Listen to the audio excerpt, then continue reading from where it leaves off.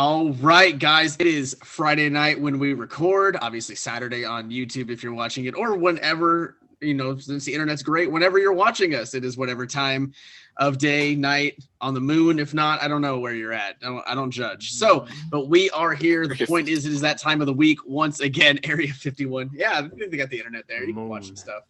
There you go. So, it's time, guys. It's the MCT Podcast. We're all here. We're ready to go. It's a good time. So, first off, how was your guys' week? You guys have a good week? Well, I mean, what? Sure, yes, absolutely. The Reds lost today, so I'm glad I don't have to go deal with Joey tomorrow about that one. That'll be fun. That'll be a good time. Yeah, my Cubs are on a West Coast trip, so they are literally just now getting to first pitch, and Chris Bryant did hit a home run already in the top of the first, so that feels pretty good. But we'll see how they do. We'll talk about that because we got some baseball stuff to talk about later. Tade, how's your week going, bud? The Clippers won, Chris. The Clippers won a game. This is the most horrible timeline in existence. We live in a timeline where the Clippers are 3 games away from the finals. Timeline. This is the bad timeline. This is the bad place. But Tade, this is the good timeline. The Phoenix Suns are only 2 wins away from going to the finals. But the Clippers are 3 wins away, Chris. And they're the comeback Clippers. They're like the Denver Nuggets of last year where they come back when they're down. Yeah. But guess what? Guess where right now. Guess where Denver didn't go, Tade? They didn't go to the finals. Yeah, because they got stopped by the beautiful Lakers, who had Rondo on their squad. And you know what squad Rondo's a part of right now? And the Clippers will get stopped by the Suns. It's okay. USA. It's all right. Chris, Suns explode. You know what happens to Clippers? They sink. You know what happens if they sink? You can rebuild the ship. They die in the explosion. Do you understand? If the sun explodes, we are all gone. There is there is nothing. No. What if we just go to a different place? They can stop there. There is nothing. Zero things, Tade. The center of the earth people will live, Chris. You've seen that movie. No, they won't. The people of Atlantis will live. We've all seen that movie. No, they won't. They'll boil alive. Literally, they'll be lobsters. We do. That's the thing. We do. Anyway, oh my God. A simple question of just how's your week? Horrible. I just told you we're in the bad timeline. This is why we have a show together. So, oh my God. All right. Well, let's get started. Let's recap our picks of the week from last week. I will get us started. So I went with which one did I go with? The Monday night game between the Padres and the Dodgers, because I like the pitching matchup there with Julio Urias at 9 wins, 2 losses, 3.5 ERA versus Yu Darvish, 6-win, 2-loss record with a 2.57 ERA. The Padres did end up coming away with the win, which is what I had predicted. So that bumps me out to 9-8 all time out from our week. So back over 500 where I belong. So feels really good. Michael, what was your pick of the week last week, bud? Well, I tried to use my powers for good and say that the Padres were going to be the Dodgers. And they did. And now the Padres got swept. And then they got a combined no-hitter against the Cubs. Flip okay. I meant, the Dodgers. Yeah, you know what I meant. There you go. Yeah, there you go. Yeah, I tried to make everything in reverse world, and it's somehow new. The pick's still new. I don't know what to do at this point. I feel like I need to start betting on Little League World Series or something like that, so that way it doesn't have a massive effect.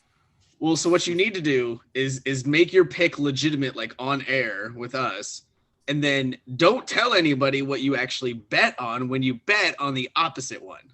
Chris has a point here. This is a good point. Cheat the system. Yeah, you break the curse. It's the only way at this point. Tade, what was your pick of the week, bud? I picked the Chris Paulus Phoenix Suns to beat the Clippers in Game 1, and they won in Game 1. Then they won in Game 2. Then they lost in Game 3, and I lost my bet that they were going to sweep the Clippers, Chris.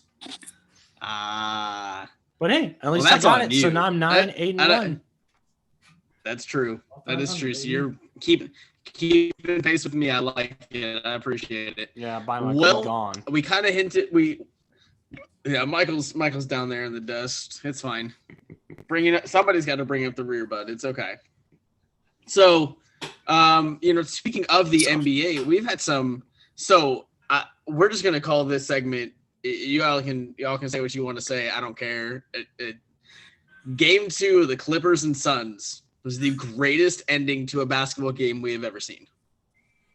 Yeah. That's the greatest ending to a basketball game I've ever seen. I know I'm biased because it was, I was rooting for the Suns and they ended up winning in a very unique, jaw-dropping, exciting kind of way. But I feel like even putting that aside, if I was just objectively watching the game and did not care who wins, that game had so much back and forth in the last minute, and you had things like PG hitting clutch bucket after clutch bucket after clutch bucket just to miss 2 free throws to open the door, and then just the culminating factor being in Phoenix that they get the win, and then you get to see a stadium full of people in our year 2021 with just coming out, we're turning into post-pandemic, or the back half of it, at least, if you will. We're on the back 9, hopefully. And, you get a moment. I mean, like, imagine if that moment had happened last year in the bubble, which, I mean, it kind of did. Devin Booker hit that shot in the bubble to beat the Clippers. It wasn't a playoff game. It was obviously just, the 8 seeding games of the bubble, but he hit that game-winning shot. We have that at least iconic screenshot of him on the ground, kind of reverse planking on his back, but there was no crowd there. So we don't really have that reactionary shot. But now with the game 2 finish, you have, I mean, how many different angles did y'all see from fan videos and, you know what I mean?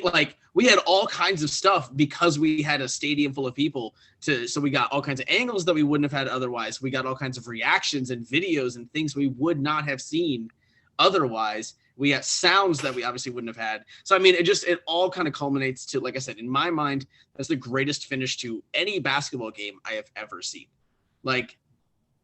Ever.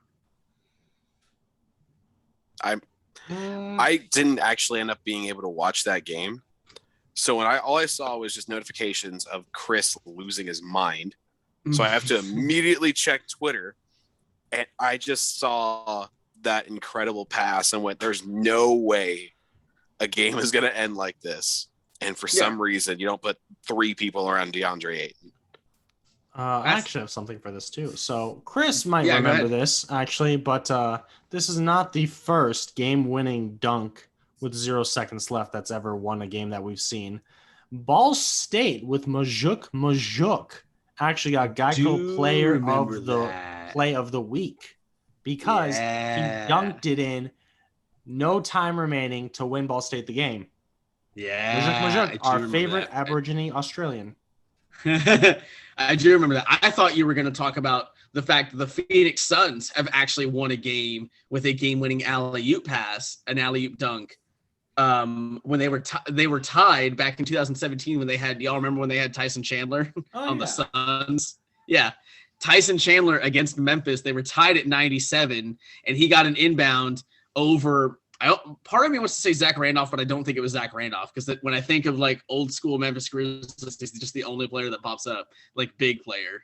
But anyway, it doesn't matter who it was down there. But it was the same kind of thing. It was an alley-oop right at the rim, and Tyson Chandler just got over a dude and literally just had his crotch in his face and threw it down with no time on the clock and came down and flexed, and everyone was just kind of holy shit, what just happened? Is the game over? That's a bucket that counts. It's over. And you just have Tyson Chandler standing on the court just flexing, and the people so the Phoenix Suns have been in this situation, but obviously it's a completely different ball game when you're talking about a tie game in a regular season as compared to down 1 in a playoff series in the Western Conference Finals, nonetheless. So, I mean, like I said, there's all kinds of culminating factors that like I said, are lending me to believe why this is the greatest ending ever. we're all Pacers fans. The 8 points, 9 seconds is its own thing. It's its own legend. Like that moment will almost never be surpassed. I don't know what you're talking about. Anyway, that moment is in its own stratosphere in just about everybody's opinion, but especially here in the state of Indiana. I mean, that moment will forever be the most iconic thing probably that the Pacers ever do. Which says a lot about your franchise when it was your most iconic thing happened in the game 1 of a Eastern Conference semifinals. But it is what it is. Paul George's windmill dunk during their 2013-2014 season, that's way more iconic. Chris, what are you talking about? So you want to know the best part about that particular play? Yeah. I personally will forever remember that play because that was the season that James and I lived together at Ball State. Yeah. And we watched, we stopped everything for every single Pacers game. We were like homework's done. We're not doing tests. We're not doing that. Like if we were hanging out with somebody, like if we were hanging out with you guys or, whatever, we were like, oh, hey, they're playing the 10-win Hawks in 5 minutes. We got to go. Like we literally stopped everything to go watch every game that season because we knew it was going to be something special. So anyway, we're watching. It was a great season. We're watching that game and literally we're in our dorm room on our beds watching the game. Mojo, sorry. And literally like Paul George steals the ball, or I'm sorry, whoever it was stole the ball and like kicked it out to Paul George at half court. And like at half court, you could see that there was nobody around. Like he had nobody in 10 feet. Literally, James and I both stood up. We're like, he about to do something crazy. Like we called it before he did it. We were like, he gonna do something nutty. And sure enough, that mofo jumps up with a 360 windmill and throws it down. And James and I we were like screaming in our room in the second quarter of this like November basketball game. We are just losing our minds at like 9:30 at night. So it's just hilarious. And so that will forever be pretty iconic. Not because it really meant a whole lot, but like it meant something to me for that moment. So it meant a lot to everybody. I thought you were going to say the PG dunk over Birdman in the playoffs, because that one was that was a good one. I forgot Birdman was a real person. I was like, Birdman. That one for me, a real person. That one for me was like. That was the moment where I was like, "Oh, the Pacers can do this. Like they're gonna hang around. Like they're gonna do this." And of course they couldn't because nobody in the East goes through LeBron. So whatever. But what are you talking about? I'm not mad. I'm not mad at all about it. But yeah. So like I don't know. I wanted to know your guys' thoughts as not non-Suns fans, but. As people who were probably more objectively into that game, I know Tade doesn't like the Clippers at all, but like you're a little more objective than me, and I wanted to see if you guys felt the same way, that maybe it was the best ending, or tell me what you think the best ending is. If it's not that, then let me. What else is up there? Let me know. I know the 8 points 9 seconds, but like, what else is up there? Now, just the moment. And the atmosphere that it's in, especially it being post-pandemic, I don't know if I could pick another one other than that right now, just given the context around the game. I don't know. I don't know if I could beat that game. Okay. Yeah, I mean, I like I said, I don't blame you. Obviously, I think it is in fact the best ending we've ever seen. That I have ever seen. We're talking like all time. I'm still gonna take like Jordan's shot against Jazz. Utah? Like that's still probably the most iconic shot of all time. Okay. But for what I have seen in my personal lifetime, I don't think anything tops that right now. That's fair. Tade? Yeah, I see the wheels turning there, buddy. What you got? I'm trying to think. Yeah. Of any time. Yeah, go for it. Let it out. It's a safe space.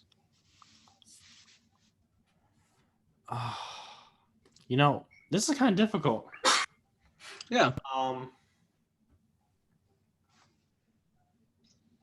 I mean, so like Russell Westbrook getting that 3-pointer to get his triple-double and beat the Nuggets to get into the playoffs.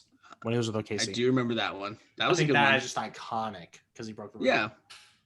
record. If you want to talk iconic, and I don't know if it tops the DeAndre Ayton. Like I said, personally, for me, it doesn't. Even though I love me some Damian Lillard, but he's got 2 shots that have won playoff series, like at the buzzer. He had the first one against Houston from like 35 feet out, and then the one over Paul George in OKC 2 years ago when Paul George, said it was a bad shot. He got I was like, I mean, those two, again, you want to talk iconic, you want to talk like snapshot moments, especially that second one over Paul George. I mean, we still have the screenshot, the meme of Dame just looking at the camera. And I mean, that's as cold-blooded as it gets. So, I mean. That is true. That is a good one. What's Derrick Rose hitting that buzzer beater end shot. Oh. The Cavs. Beat LeBron, he had just that depth. Yeah. Like, everyone just get going around. Just like, yep. That was gangster. That's was not just tough. iconic. That was gangster. No, that's cold. That's cold-blooded. I thought you were gonna go with one of like D'Angelo Russell's big shots too, because obviously that dude's got ice in his Why would I hands. go with him? I got Swaggy P to pull out. No, I guys, I don't think you guys was really. going to be remembered for the missed 3 when he turned around and celebrated it. Like that's Swaggy P in a nutshell. Just like J.R. Smith is the LeBron meme. Like that is J.R. Smith now. Like it doesn't matter what else he did in his 20-year career. He's got 2 rings. Just remember that, guys. 2 rings. I know, but it doesn't matter. He's always going to be the other end of this.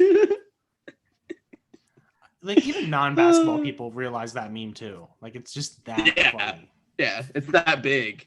But the last thing I'll say on the DeAndre Ayton alley-oop dunk with 0.9 seconds left was I got to shout out Jay Crowder for the absolute perfect inbounds pass.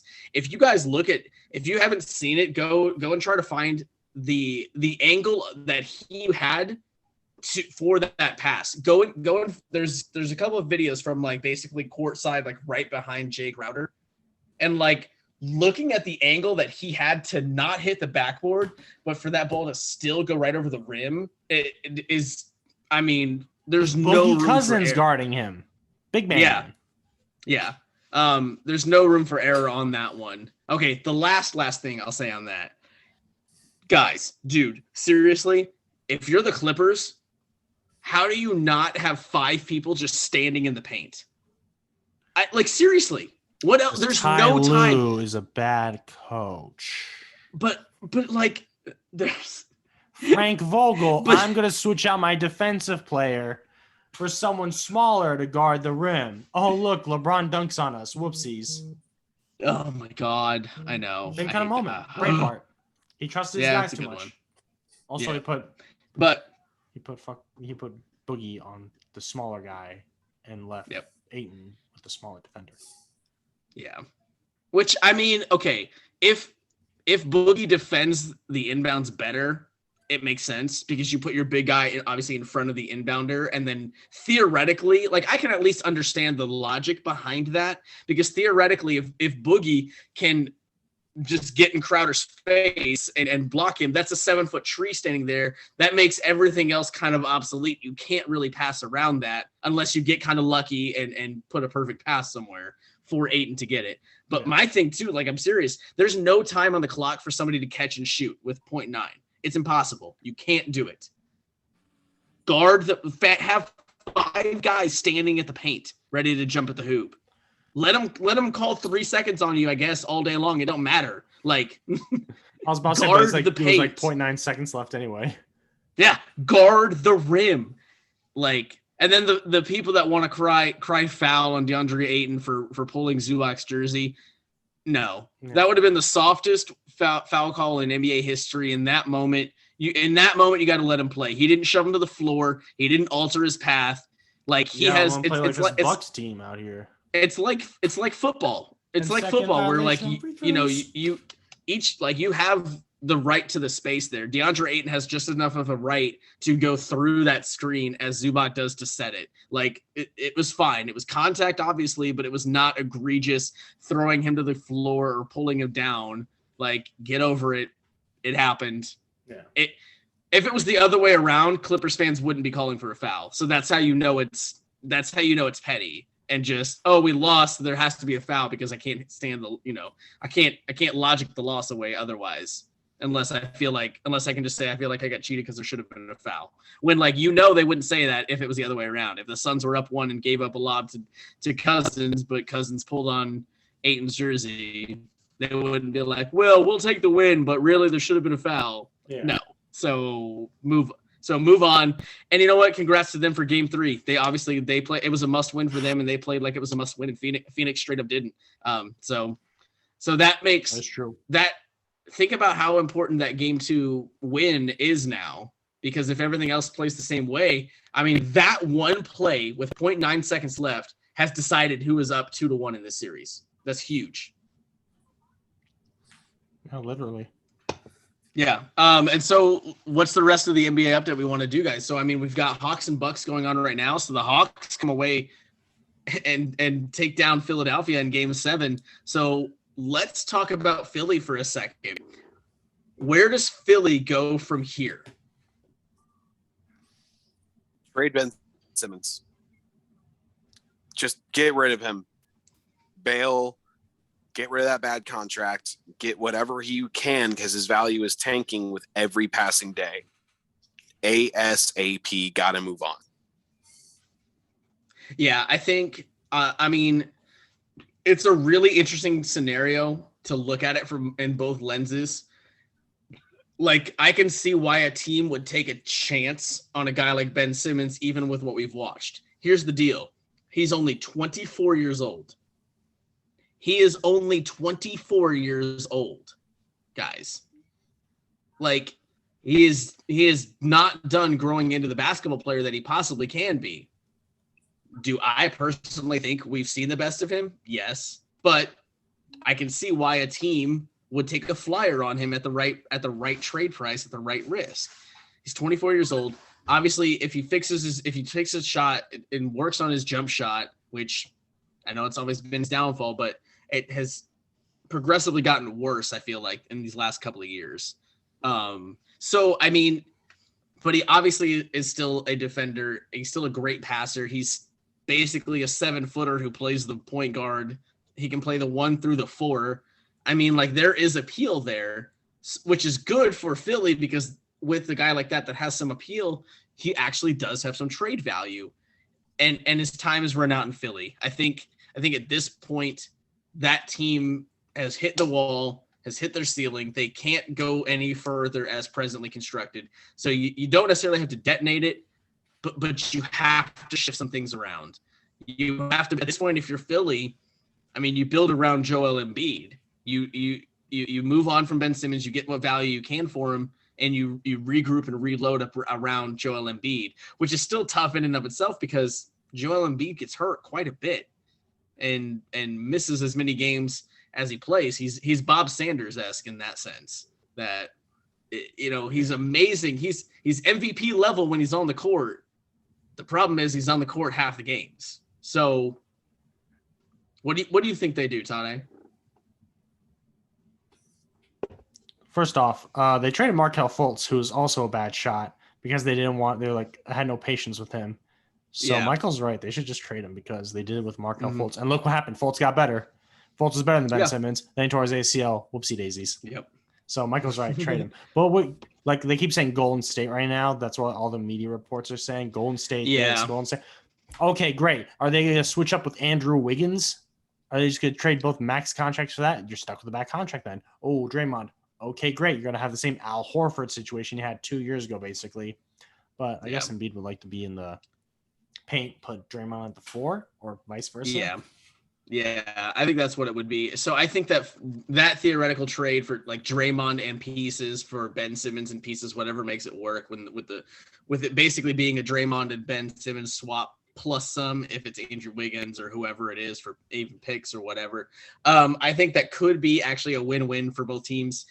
Let's be honest, Draymond, I feel like Draymond's personality and attitude definitely can gel and excel in Philly. I think he plays the way that Philly kind of wants to, like, sees themselves and wants to play, that hard-nosed defense that that get in your face and not necessarily beat you up, but not back down either. So I think Draymond wouldn't have a problem fitting in with Philly. And if you move Draymond, Ben Simmons can then pretty much instantly slot right into the 4. And then think about the healthy starting 5 of Golden State all of a sudden of Steph Curry, Klay Thompson. I don't know who they have at the 3. Kelly Oubre. Ugh. But, Kelly Oubre, if so. But then Draymond and James Wiseman. That's a solid starting 5. And and then, obviously that team right now is going to be a lot different with Klay Thompson anyway, even if they don't trade for Ben Simmons. So it'll be interesting. I do think we've seen the last of Ben Simmons in Philly. It kind of reminds me of the Pacers and Nate McMillan situation where it's just run its course. It's not necessarily like we don't want him to succeed in somewhere else, but I don't see him working here any longer. So, but Philly definitely has to make some changes. I don't even know if I expect Doc Rivers back with the team next year. Yeah. That team, I just don't know. I mean, again, we talked about it last week, the what if ended up happening. So now you have to look at this scenario of Doc Rivers left the Clippers. They're going to they're in the conference finals. He goes to Philly, who had title expectations. They fall short in the second round, which is what Doc Rivers does best, better than anybody.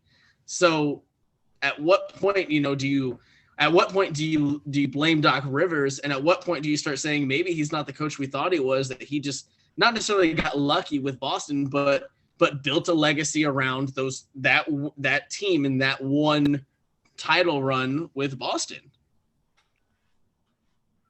Always been a little bit overrated, and I still think that he is the last coach firing that I would really expect right now, because it was his 4th straight Game 7 loss, something like that. Yeah, he can't to be get it done in crunch time.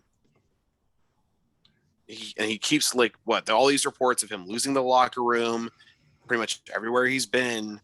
He's a player's coach, but he really can't run a team very well, it seems like. Yeah, and when I don't care how good you were or have been or whatever, when you have switched teams now multiple times, and every time you switch to a team and they fail, at some point, you're the common denominator. It has to fall on you. Maybe not 100%, but a good chunk of it, more than 50%. The majority of it has to fall on you when you're in that specific situation where, you go to team A, then B, then C, and they all instinctively fail, where you have different philosophies, different players, different roster builds, and you can't succeed with any of them. At what point, right now, Tade, what would you say Doc Rivers needs to win a title? What would confidently be what team could he lead to a title right now?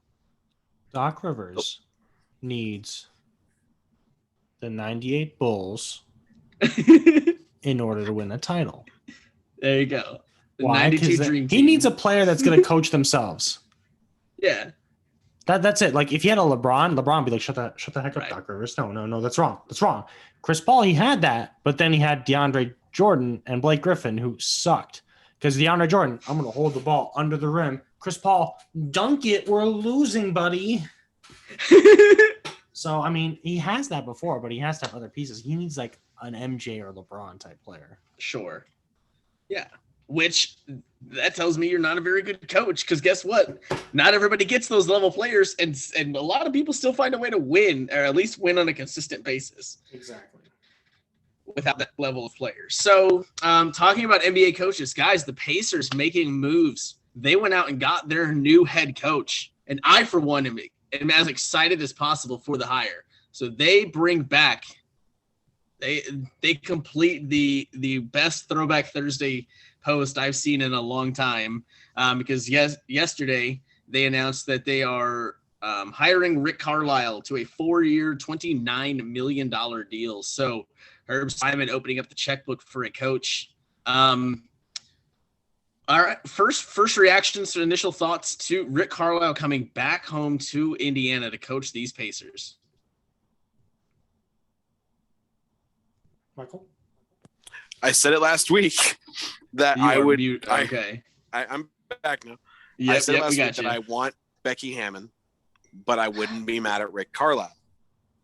And I said the exact same thing. I wanted Becky. Becky would have been cool. I'm not mad at Rick. He was the best, far and away the best realistic option that was out there. Especially with what they wanted. Yeah, I mean, like it was for me. It was like Rick Carlisle at one, a big gap, and then like a very clear like clump of kind of everybody else. Where like if they had gone with anybody from that second pool, I would have felt pretty much the exact same way I would have felt about any other person from that pool. They would not have excited me, but I wouldn't have been surprised. Rick Carlisle was probably the only hire that was going to actually excite me if they made that move. Tade, what do you think? I think Reggie Miller said it best. Earlier this week, Reggie Miller was like, all right, Pacers team, we're on to coach number 3 now. You had Nate McMillan. You guys didn't like him. We had Nate Yorkin. That was run out of town. Now we have a championship caliber winning coach who's won it as the head coach, not just an assistant, who's coached superstars. Yep. So it's their court. It's balls in their court because they have to perform correctly. Because now we're hearing Pacer players are just divas because the culture built by the front office is just too player friendly. I guess it's superstars will run amok on you, and even the mediocre stars. Yeah. So I'm with Reggie Miller on this. This is the last chance for this team if they want to do anything. Yeah, I think you know what, I was going to bring up his quote because I think it hits the nail on the head. I think it's perfect. I think he's absolutely right. He said, he ended it by saying like everything that you said was right. And then he said, something like the players need to take a look in the mirrors and get, and basically get prepared and get ready. Because one, if we know Rick Carlisle for one thing, it's that he is going to run a tough ship. Like he isn't going to take any crap. He's not going to let them do what they want to do. Like, he is your kind of old school head coach. Like, I am the head coach. I am here. Like, y'all fall in line. And you know what? Maybe that's exactly what this Pacers team needs. No disrespect to either Nate that was here the last 2 years, but you know what? Maybe this particular group of talent needs somebody to call them out, hold them accountable, and kind of run them down and get it in their head of how to play the right way, how to play tough, how to do things. Because obviously, Bjorkgren was kind of out of left field, off the wall, trying new things and trying to just kind of gel with everybody. And then obviously he had his issues too, according to that April Bleacher Report bombshell article. And then, Nate McMillan kind of lost the locker room as well and let them, again, kind of run the show. Rick Carlisle refuses to do that. He will absolutely not let these players run him. He is going to run these players. And I think it's going to be the best case scenario, even if it means the Pacers make some personnel moves and roster moves to fit what Carlisle will want. That's how long it took to make him the coach. Yeah, pretty much. That's literally it was one phone call. Yeah, it was, hey, I've got this blank check. Like, there's a space for a dollar amount. Will you just, what sounds good to you? 29 mil? I already wrote it. Like, we good? We good? Yeah. So, it was a really quick hire, which again got me even more excited that like the Pacers had an opportunity. The easy play was right there. They didn't overthink it, and they went with the easiest option. So I'm very excited. I do think, and somebody else made the point too of like, look, the Pacers just went out and spent like real money, big money on a head coach. Don't expect that to be the only move they make. And like Rick Carlisle theoretically would not come here for a rebuild. Like he wouldn't come here to tank and try to go through a losing process to get back to the top. Like he thinks there's talent here. He thinks they've got a good roster. And you know what? On paper, they really do. If they can get healthy, which has been the team motto for 3 years now, if they can get healthy, they'll be a force. But you know what, too? Here at the end of the day, guys, the East is wide open. I mean, we're watching It is. It really is. But not for this Pacers team. Why not? Nets healthy. You think they can't? They will. You think they win. if they're healthy, you think they can't do what Atlanta's doing right now? All right, who's on this Atlanta Getting team? killed by the Bucks? Yeah.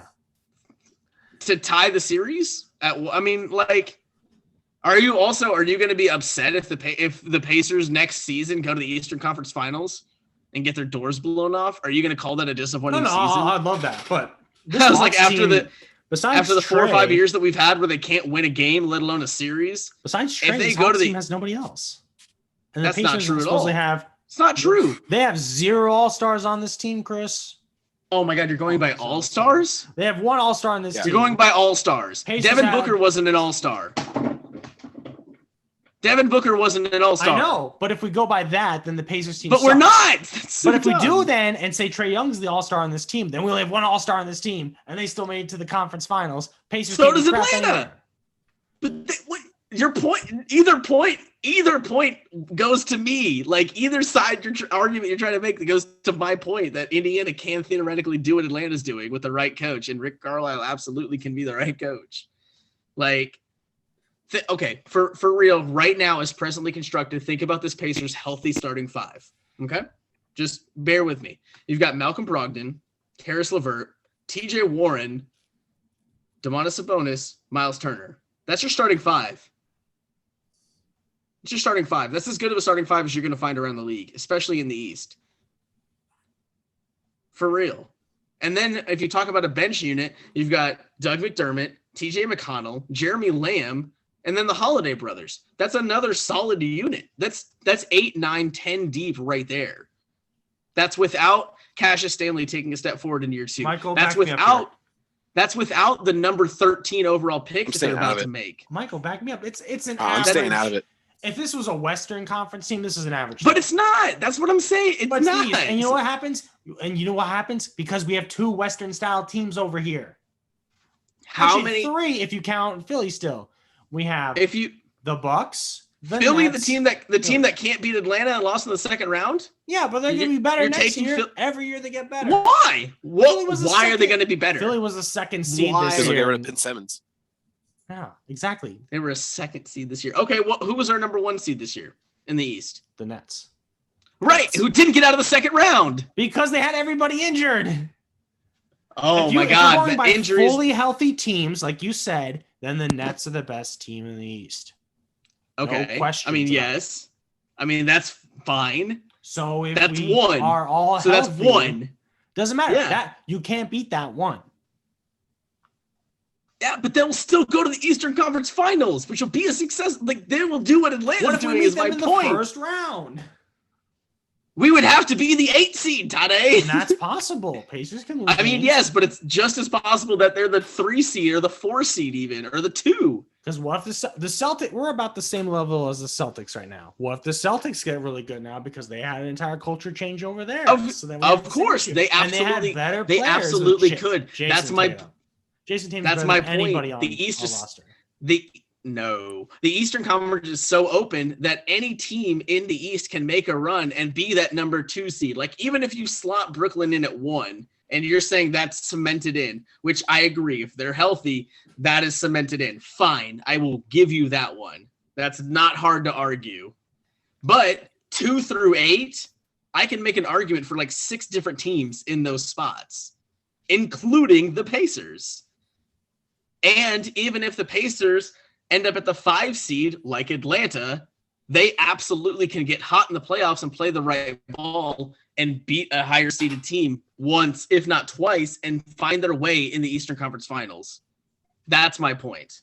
That it's possible, not likely and not guaranteed to happen, but absolutely possible if they're healthy. I'm looking at the team standings for this year. Go right ahead.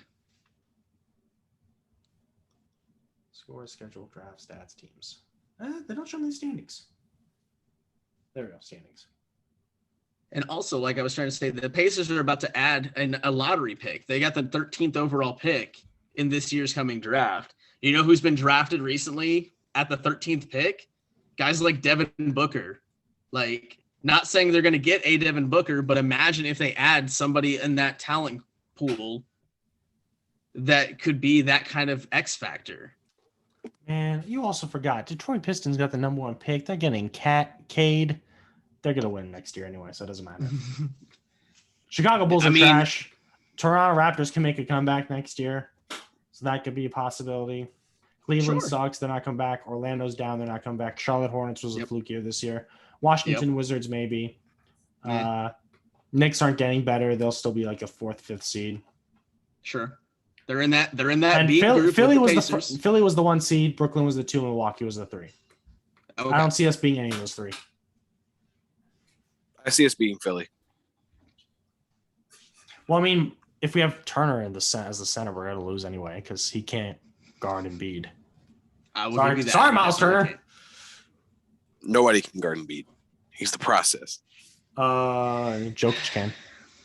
Mm-hmm. Jokic is also an alien. Speaking of, I was about to say he's a unicorn, but he's not because that's obviously Kristaps, so that's just rude. But did y'all see the tweet from Milwaukee after they beat? Well, who was? No, maybe it was Atlanta. I don't remember. Maybe it was Atlanta after they beat Philly. But either Atlanta or Milwaukee tweeted out a clip from like 2017 that was their team talking about Philly. And their GM was like, Philly always talks about the process. We want to talk about results. And I was like, oh my God, that's so savage to bring that up after they lose in Game 7. Like, beautiful. I love it. It cut deep. It was perfect. All right. So the final piece of this NBA update that we'll talk about is the fact. So obviously, like we said, Rick Carlisle decided to step away from Dallas and has now been poached by the Pacers to be their head coach. Who knows? Let me ask you this. Do you guys think he legitimately stepped away from Dallas just to come to Indy? Do you think he stepped away? Not in the NBA. No way. I mean, it all happened so fast. Like it all happened in less than a week, him leaving Dallas suddenly and then being hired by Indy. So, I mean, the timeline is, again, it just kind of lends itself to that. It's almost like the same timeline like we talked about last week with Terry Stotts potentially coming to Indy. That like it was so weird that the day after Terry Stotts they mutually agreed to part ways, that like literally 24 hours after that, the Pacers are like, we have fired the Nate Bjorkgren. And, that just felt like, oh, because this domino fell, like this is what happened.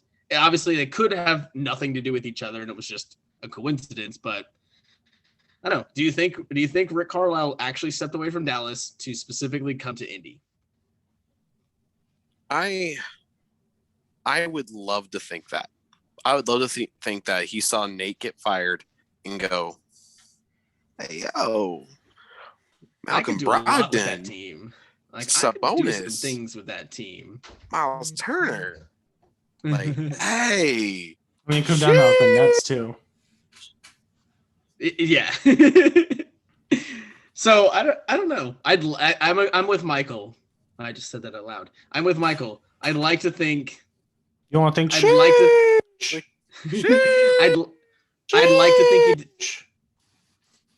to think he did that on purpose. Did it that for that reason? But do I actually think so? No. I think he just wanted out of Dallas, and then this opportunity happened to be there, and the fit was kind of easy from there. But so all of a sudden, Dallas now has a head coach opening, but they have announced earlier today, as of Friday, that they are hiring Jason Kidd to be their new head coach. So what do we think of Jason Kidd getting another shot to coach a superstar? I don't even want to talk more about Jason Kidd, even though I feel like that coaching decision was really questionable with his success with high-profile teams being very lackluster. I want to talk more about their GM pick with Dirk Nowitzki in the room advising him being a Nike executive. Like, and I was saying this earlier that like, oh, he's used to dealing with superstars and making deals with superstars. And technically Nike does scout out young talent to possibly be, signature guys. But how is that? What mind, in Mark Cuban's mind, did he go, yeah, that makes sense. Jason Kidd and a Nike exec? Makes perfect sense. I've got one for this. The Lakers and the Knicks both hired the head of the agency for talent. They hired agents. They hired head of office agents.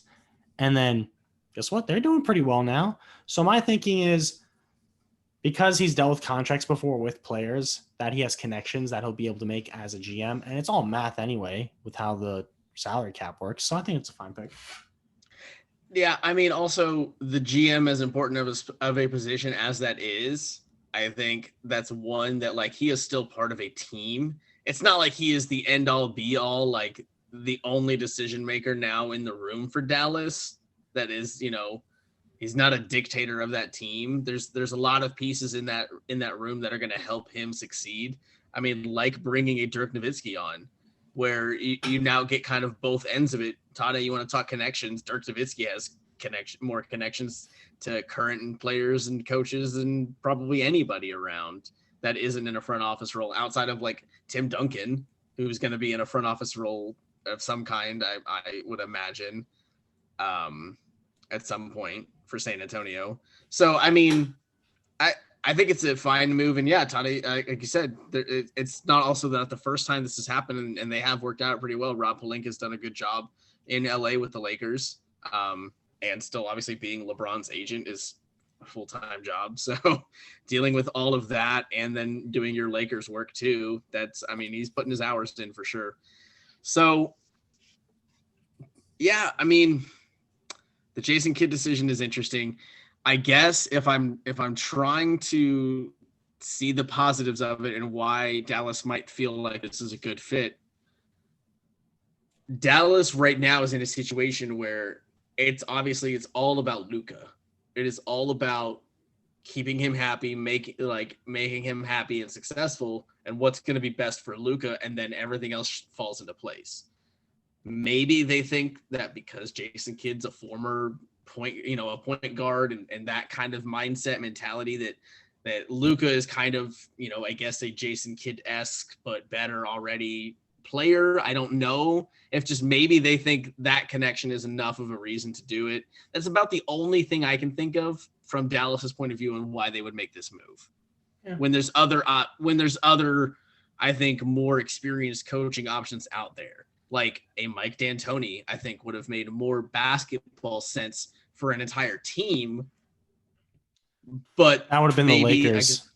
That would have been the 2010, 2011 Lakers, or the 2012, 2013 Lakers. Because then, like how Kobe and Powell, Luka and Porzingis gets the short end of the stick, he leaves. That's what happened if Mike D'Antoni was hired. Well, maybe it's good that they didn't go that route then. Maybe they shouldn't listen to me. I don't know. So, yeah, I mean, a lot of interesting stuff obviously still going around in the NBA outside of just the conference finals, which have been really fun so far. And, I mean, guys, this playoff run as a whole has been really, really, really special so far. I can't wait to see how it all kind of shakes out.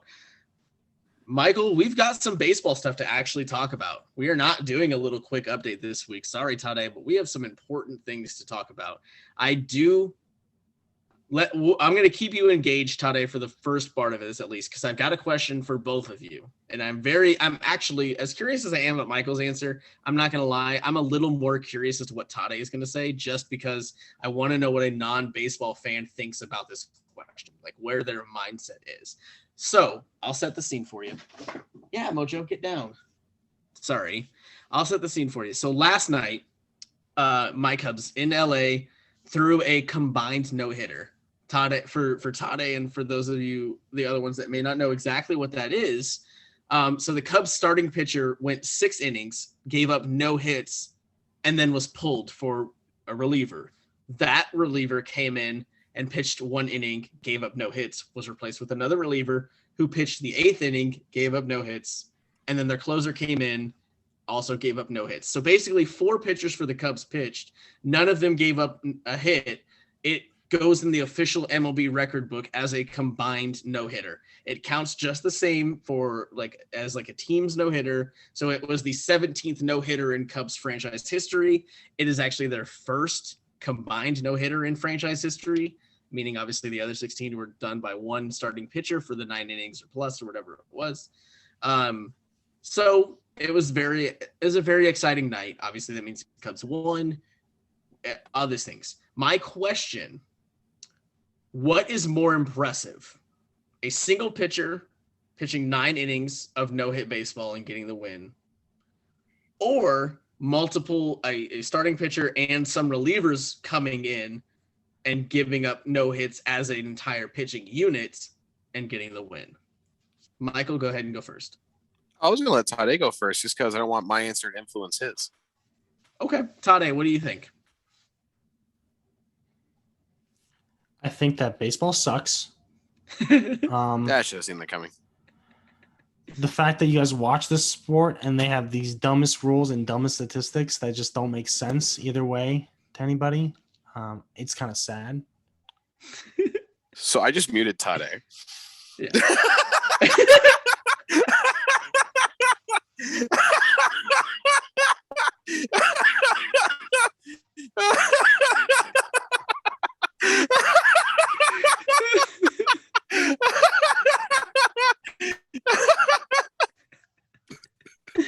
Oh my God.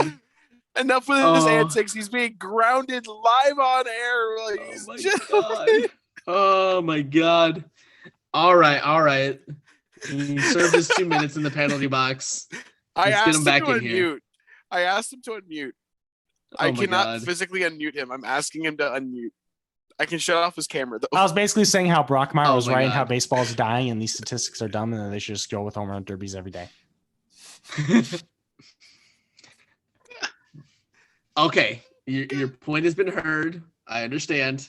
I would still like an answer to the question. I'm just curious. I'll let Michael go first. No, I want to know. I want to piggyback off his. Okay, fine. Michael, please answer the question. Ladies and gentlemen, I want you to think about something. When you're doing something by yourself, an extended task, something you're trying to get done perfectly, after a while, you do kind of start getting into a groove. You start anticipating things better, counteracting any problems you run into the way, and you just stay in your groove. Versus if you're doing something and halfway through, oh, hey, you done. This person has to come in and do exactly what you've been doing. Oh, hey, you're going to get pulled. Now this person has to come and do exactly what you're doing. A combined no-hitter is a lot harder because each guy is going to have different mindsets. When your starter starts getting into a groove and getting a roll and starts playing that, that 3D chess, it's a little bit easier for them to kind of anticipate what they're going to do to counteract what's happened to them in the game, especially those guys who've been struck out multiple times. They're going to get a little bit more aggressive. They don't want to get embarrassed like that again. So you got to kind of help counteract their aggressiveness. Like it's all that mind game. That new person that just walked out there, who might have just been, sitting in the back, just popping in some sunflower seeds, has no idea what's been going through your head and why you're attacking these people the way you're attacking these people. And there's only so much you can infer talking to your pitching coaches and watching from the bullpen. So each person is a completely, especially with the Cubs bullpen, where each arm is a bit different. Like Kimbrel's going to pitch differently than Tepera. Like it's all a lot different. A combined no-hitter is just way harder because that involves everybody being on their A game in a groove at the exact same time. Okay, so I'm gonna go, and then Tade, you can hear both of us, and then formulate your answer. So I already have formulated. Perfect. We'll still save the best for last.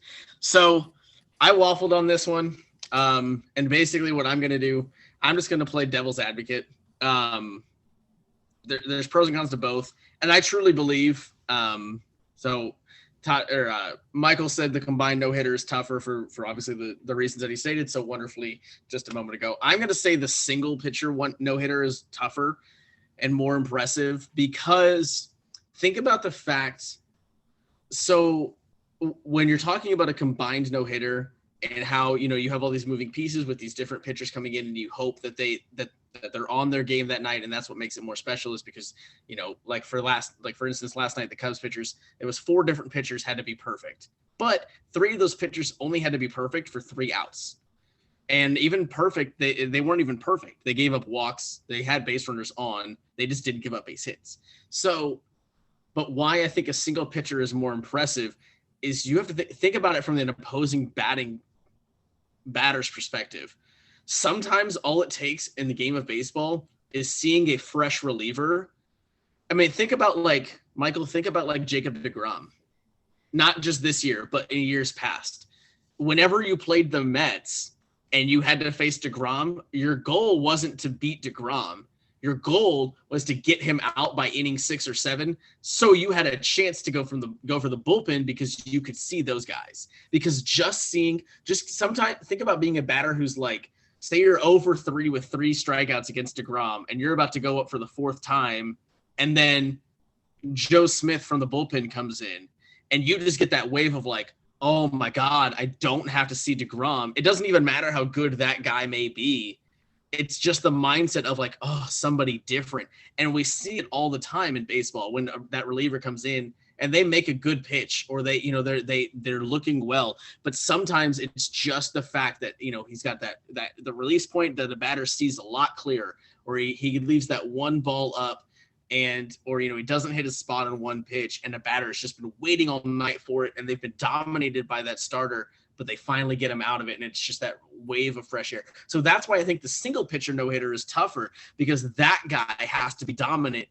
Think about it. He has to put the entire team on his back for 27 outs and just dominate at least 3 times through the lineup. So every single batter he faces, he's got to take down 3 separate times. So he has to be that good each and every time he sees all 9 of those guys 3 times at the very least for a no-hitter. So in my opinion, I think the single pitcher no-hitter is just slightly more impressive, because it's one guy basically carrying the entire team and just absolutely dismantling the opposing team that night in a strong fashion. Tade, what do you think?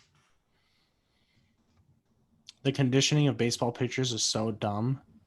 Oh my goodness. Like, it's such a hard job for these pitchers to stay healthy enough, because they have to get Tommy John surgery sometimes, or if they're just old and their joints are crookedy, or they cheat with the sticky surfaces on their baseballs, which is getting investigated again. But no, I think it depends on who the pitchers are.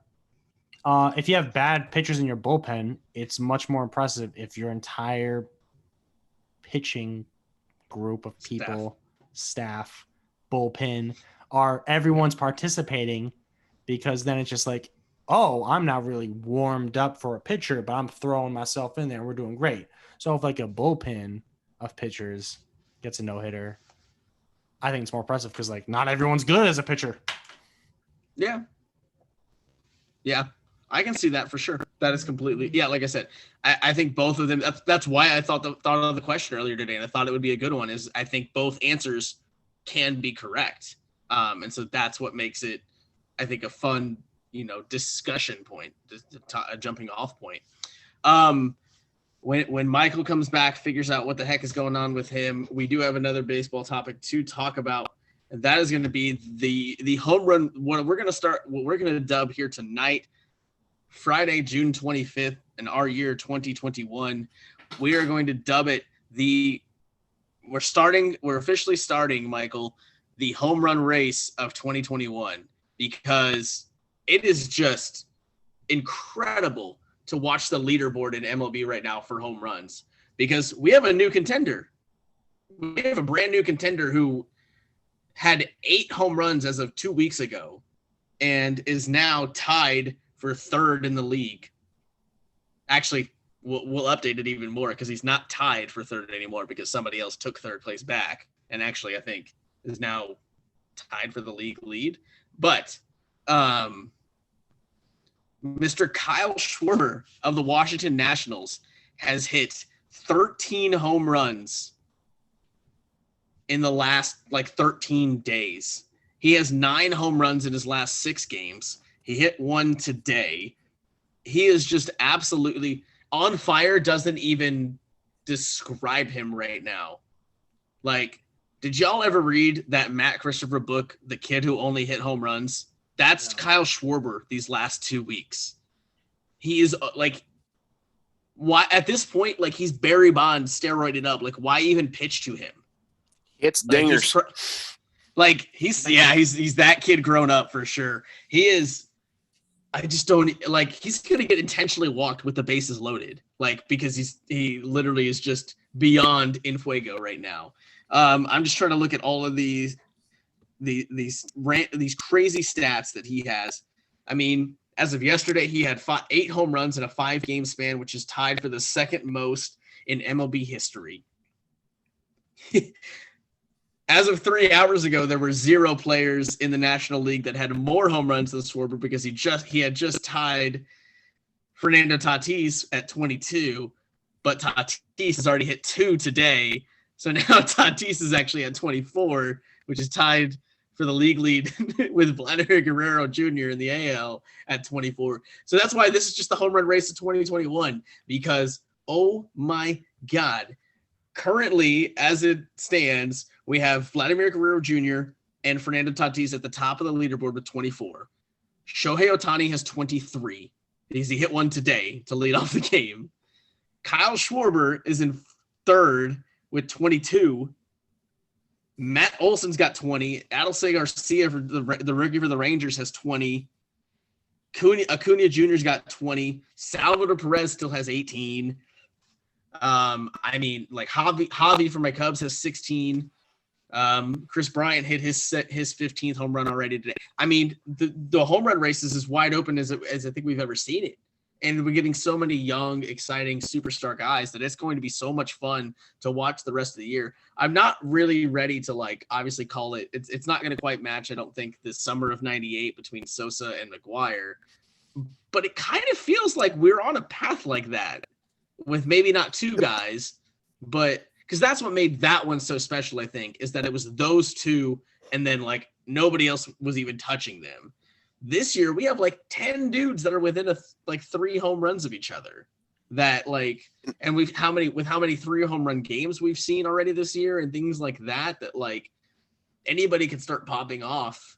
Are you really telling me that Joey Gallo can't just catch fire for do a Kyle Schwarber for a 2-week period and find himself back into the race somehow? And I mean, it is just wildly fun to watch so far.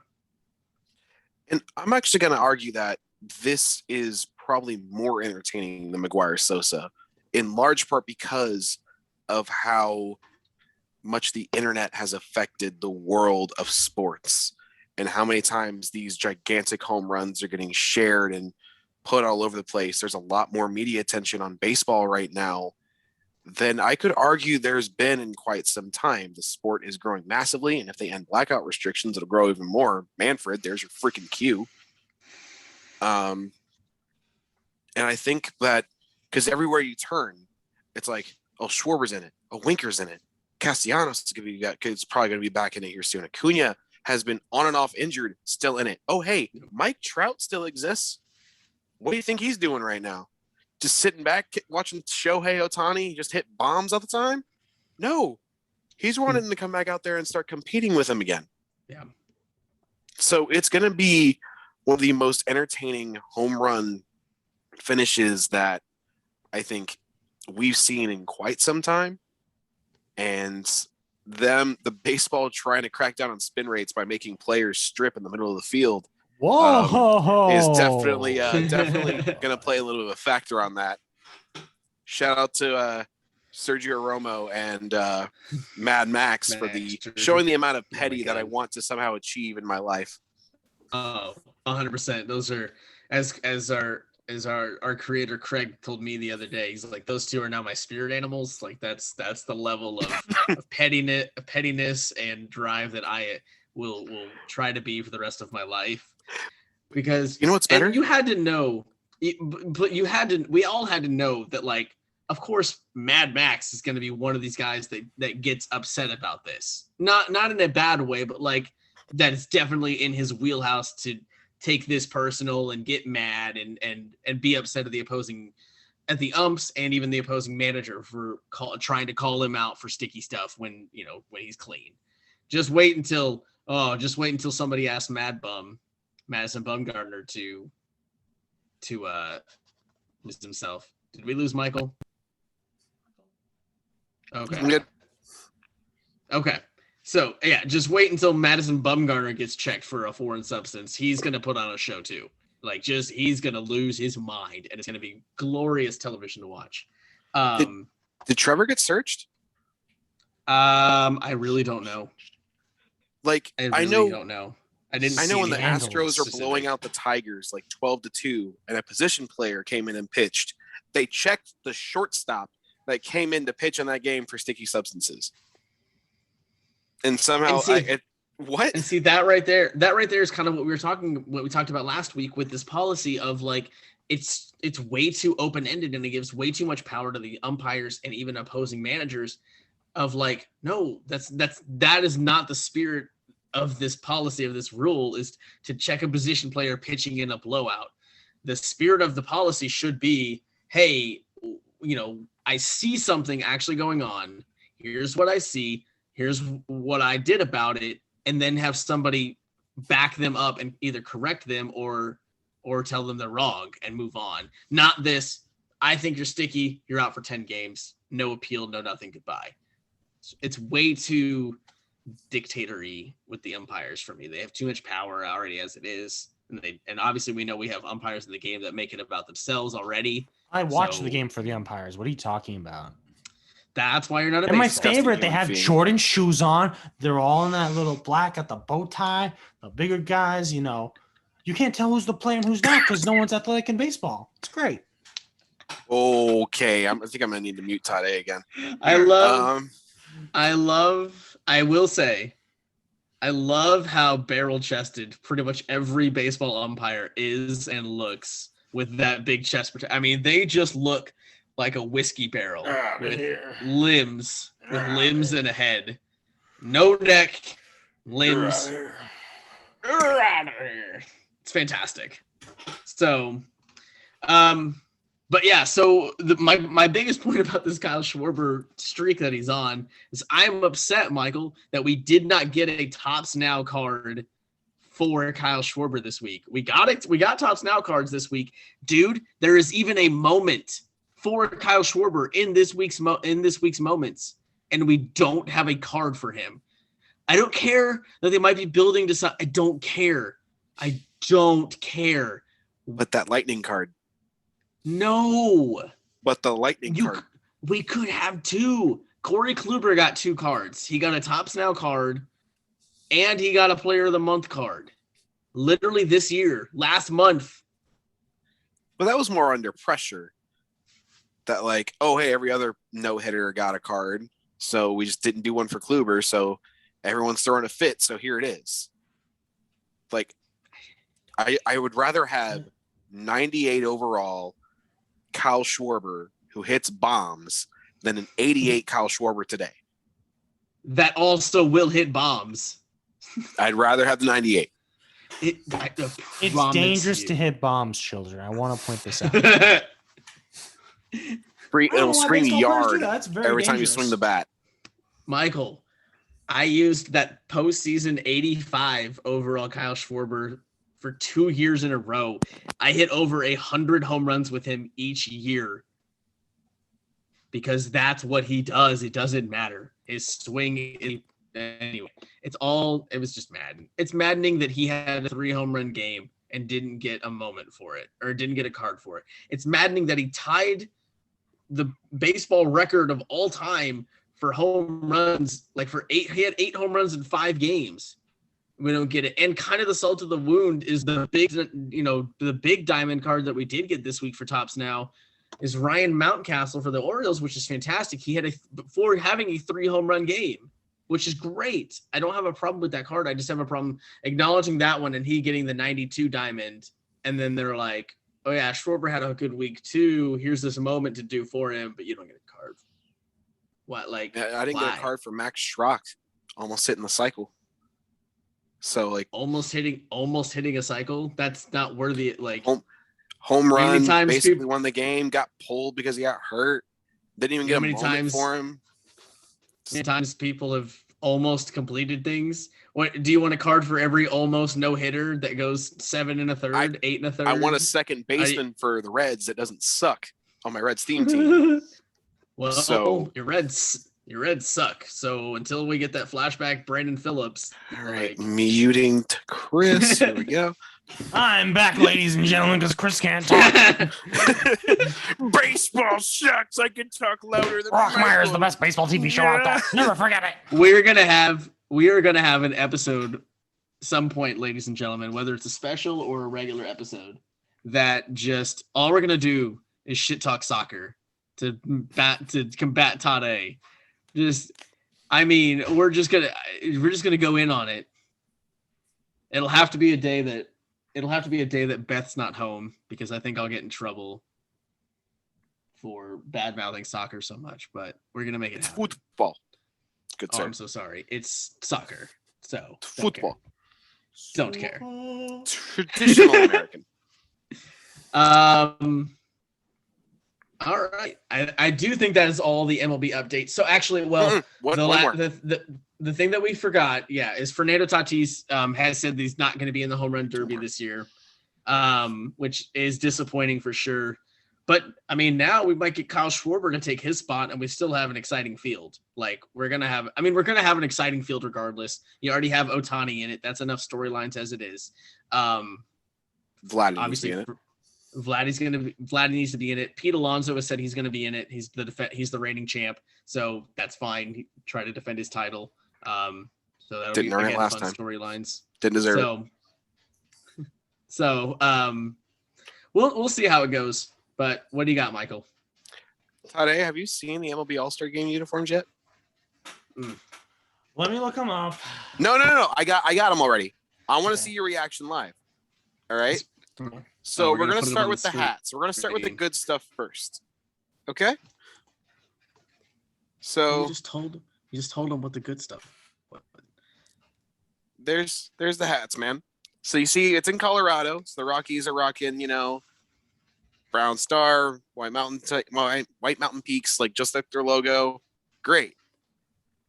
And then you got these. You got these, Tade. I was like, those are the hats. What? That's so ugly. Doesn't it not look like MLS uniforms? They literally do, except worse. Do you see though the Hawaiian trim? Yeah. Tade, we're in Colorado. It's so ugly. Like I want them to grow on me, because if Jesse Winker goes to the All-Star game, I want to buy one. No, I don't think I can. The pullover 2-button, no. Mm-mm. So here's the thing that you can like. Here you go, Michael. Here's the budget option. By the way, for that, is they more than likely will have some kind of jersey T-shirt for significantly less than the actual jersey. So $30, $35 on a T-shirt, $160, $180 for the jersey. Especially since we don't really like the jerseys. Yeah, I do Shout agree. Out DHgate. I do agree. I think the hats are fantastic. They make a lot of sense. They're really nice. They came out pretty clean. I love the purple star with the Colorado Rocky Mountains, obviously in the background. Like they look really nice. They actually do integrate Colorado into the hat with keeping it team oriented as well. So it looks good. The jerseys, they could have done the same thing and they just flat out didn't. The colors are boring. You have white and gray. There's nothing there. Cream logos. There's nothing exciting there. And then to make the decision to put not even the team name or the city or whatever, but to put the 3-letter abbreviation down like over the breast here, and then the team logo just flat on top of that. and then leave the other 3/4 of the front blank. That design doesn't make any sense to me. It looks really bad because it's somehow found a way to be really boring and also in kind of an eyesore. Like, it's tough to look at and understand what you're looking at, and it's also really boring at the same time. It's almost impressive. And then the icing on the cake, the cherry on top, is the Hawaiian trim in the collar and the sleeves for some reason when we're in Colorado. When let yourselves think for a moment how nice that trim could have looked if it was the purple Colorado Rocky Mountains. Or if they didn't look like MLS. Wait, you just want to do the Denver Nuggets jersey? But on the trim. No, I mean, I'm talking, Tade, just that trim. Just like at the very least. I'm just saying, literally at the very least, take that Hawaiian trim out and put it on the sleeves and the collar. Put the mountains. Colorado Rapids soccer jersey with MLB logos. I'm going to pretend like I know that team exists and what their jersey looks like. They've won a championship. Tim Howard played for them after he came over the Columbus Crew. That means Columbus Crew run a championship, and I'm from Ohio. They just got a new stadium too, and you probably don't even know what it looks like. Jossie's artist. I've seen the photos. Actually, I've seen the photos. A buddy of mine went. Not a clue. I've seen the photos. Nice. Although I like the old stadium better. Well, I didn't even realize they actually played in real stadiums. I thought they just played in like empty parking lots somewhere. Yes, that's kind of mean. They have soccer. All right, Toddy, I'm going to mute stadiums. Chris for you. SSS, which sounds really bad when you think about it. I mean, do the Indy 11 not just play in on the turf? They don't play in Lucas Oil in the off season. They play at Carroll Stadium at IUPUI again. They moved back to their original home. Yeah, so they went to so they went from a college stadium that was already there to an NFL stadium, back to a college stadium. Yeah. Right. Okay. And Indiana, who does not have an MLB team, but has a successful AAA minor league team, has their own really beautiful stadium in Indianapolis. Indy 11's trying to get their own stadium. Stop being mean to them. I'm just pointing out two different scenarios. Indianapolis' team isn't even the best team in the state. They're not even the best field because Tin Caps have a better field. That's true. I will give you that one. I do need to come up for a Fort Wayne Tin Caps game, for sure. Speaking of the Indians, I'll make it happen. Okay. Shoot. That walk-off, did y'all see that Indians walk-off? No. Yes. I don't know what, I still, to this day, it's been about a week. I've digested it. I have no idea what happened. So did the umpire, did the third base umpire not call time? Because there was a runner in between first and second. Gotcha. Because the camera angle, it's a minor league they don't have the funds and the stuff to have the cameras that MLB games do. So we don't get a whole lot of replays and angles that we would at the MLB level. So I never saw that. I figured something was going on over there, but I had no idea what. And then to watch him, you probably won't notice it the first time you watch the replay, Tade. But basically what happens is they're down one, right? They tied. They just tied. No, that was the walk-off. The at-bat starts, yes. Thank you. When the at-bat starts, the Indians are down one, Tade. Dude at bat hits a single into the left center gap, scores the tying run, and then they throw it to third to try to get the guy advancing to third, and he's ruled safe. Okay. And then somehow then the guy who hit the single is running between first and second, and the third baseman is distracted watching him, and the Indians dude standing on third. You won't notice it. Well, you probably will now because I'm going to tell y'all, but you wouldn't. I didn't notice it the first time, and I didn't notice it until the second or third time I watched it. But if you watch the runner on third, the Indians guy on third, so he slides headfirst into the base and he's safe. And he leaves a hand on the base and he looks up at the ump and he's like, "I'm safe, right?" And I'm just like, "Yep, you're safe." Then there's stuff's going on the other side of the field, and he kind of notices that something's going on, and so he keeps his hand on the base and then stands up, puts his foot on the base. The best part is he grabs his helmet because his helmet had slid off when he slid. Yeah. Is like sitting right here. So he reaches down, grabs his helmet, and in like one smooth like Usain Bolt track motion, he like takes his hand and like does one of these like Running Man moves, puts his helmet on, and as he's putting his helmet on, he's pushing off the base, and then he like just barely gets away from the third baseman, who like I think still has the ball, because he like reached out to tag him all of a sudden, and he missed. And then there's literally nobody standing at home plate, Tade. So he just, as soon as he got past the third baseman, he just trotted home, touched home plate. The home plate ump's like, safe, game's over. That was the walk-off win. That's the craziest play I've ever seen. What the heck? That just sounds like if it was baseball. It was. And the best part is, like I said, watch if you do find it, or I'll send it to you or whatever. But anybody listening, if you do go and find this play, watch it once and just kind of absorb it, and then watch it again and specifically watch the Indians dude who slid, which I think it was actually Wilmer Defoe, Michael, who has been at the major league level with the Pirates and other teams and everything. But anyway, so watch him after he slides into third, because it is an entertainment show in and of itself, because he literally spends like 15 seconds, like you can literally see the wheels turning in his head, like, oh, I can get in front of this guy, and if I do, like, I'm just going to go home and be safe, and the game's going to be over. And he, like, all of a sudden, all in one motion, he, like, plays it cool for a second. He, like, makes sure that third baseman can't reach him.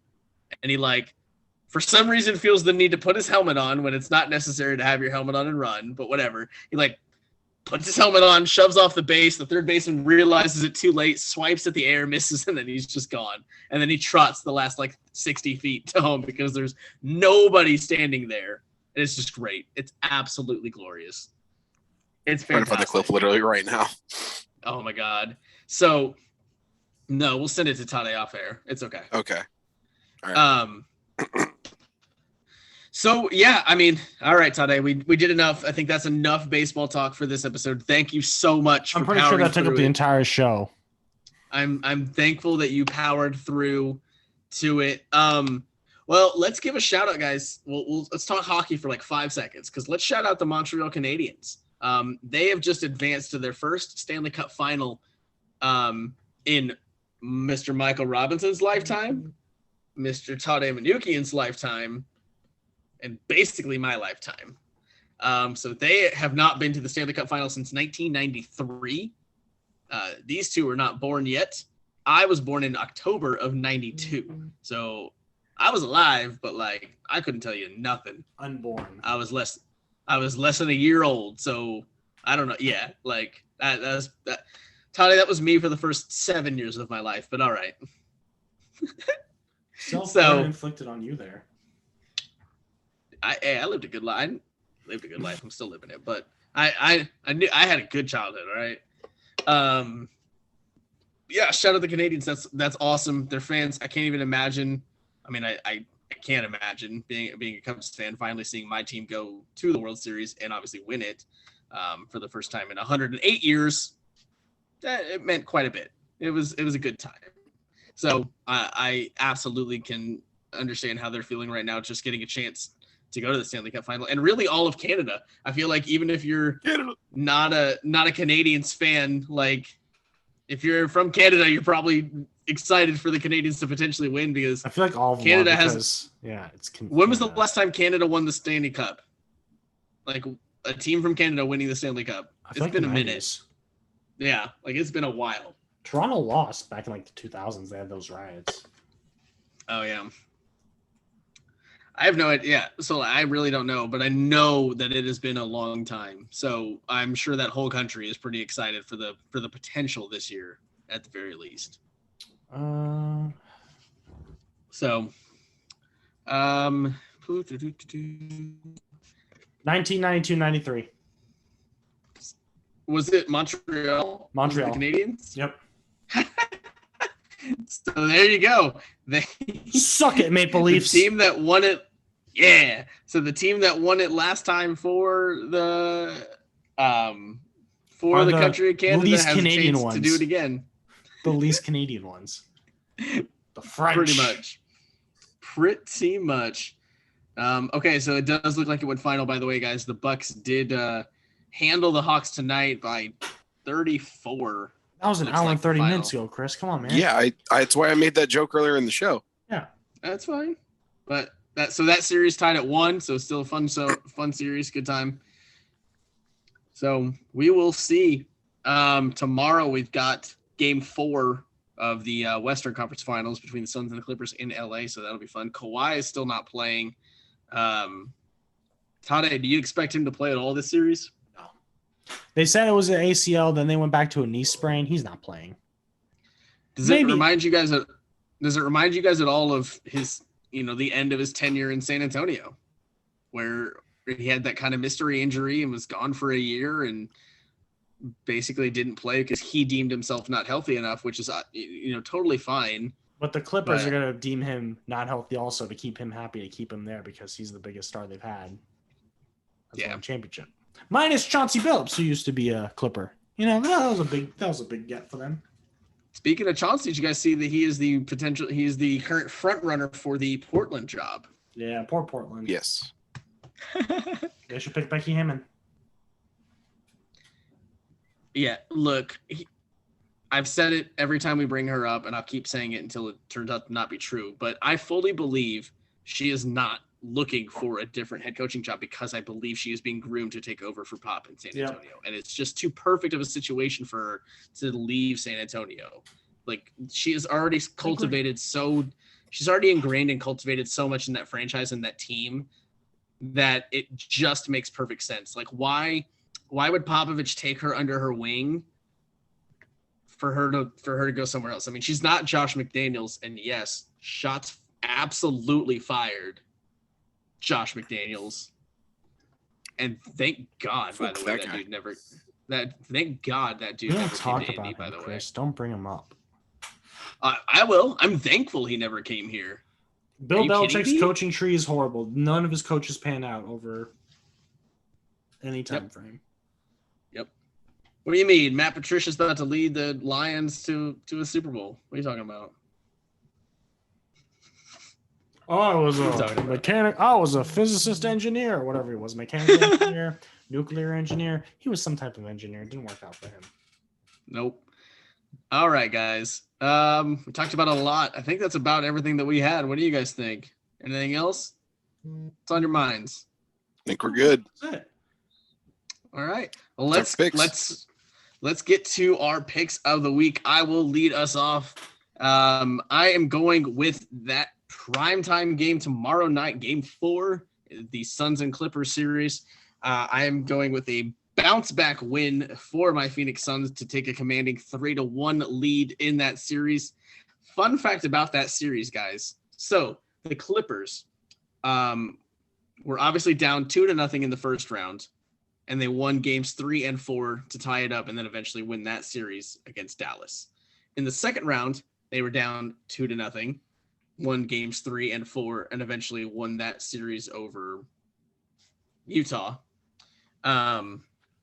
They found themselves down 2-1 or 2-0 again here in the third round against the Phoenix Suns. They won game 3. They will not win game 4 to tie the series up.